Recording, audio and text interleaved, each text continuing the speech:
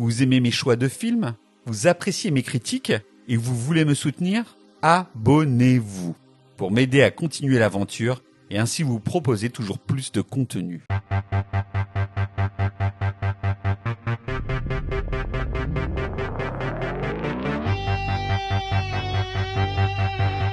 Le Grand Silence de Sergio Corbucci est une œuvre magique que j'ai découverte assez jeune et qui m'a profondément marqué.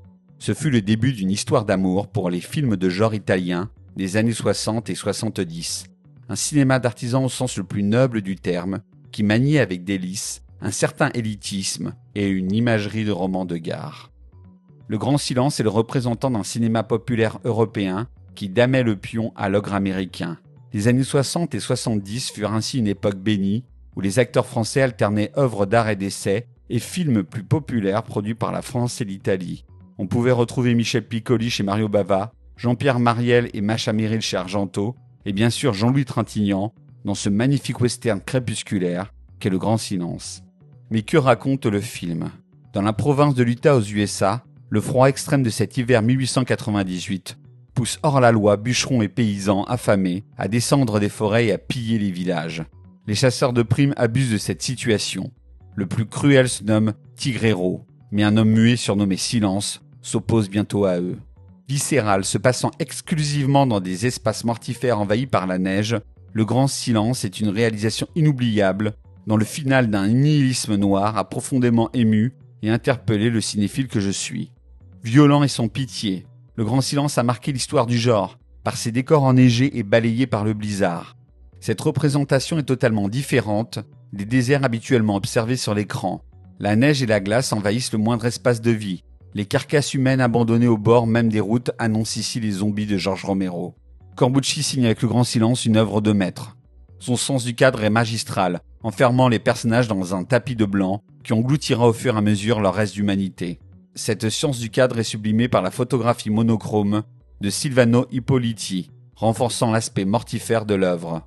Enfin, comment ne pas parler de l'interprétation magistrale de Jean-Louis Trintignant et de Klaus Kinski.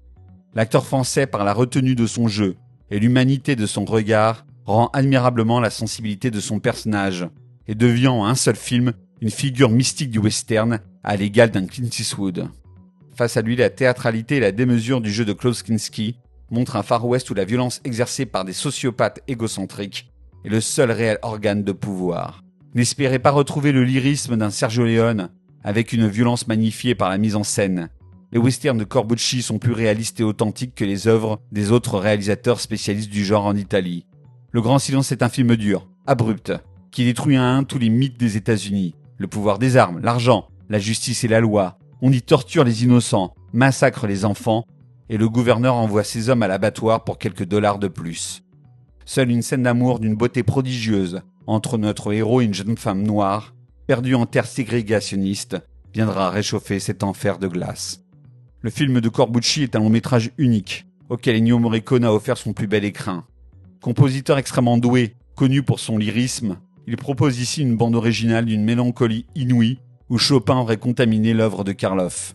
Un score admirable, méconnu du grand public, qui mêle admirablement les ritournelles des giallo d'Argento aux envolées des westerns de Leone.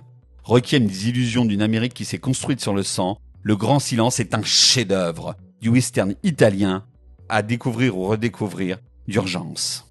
Un classique tout simplement.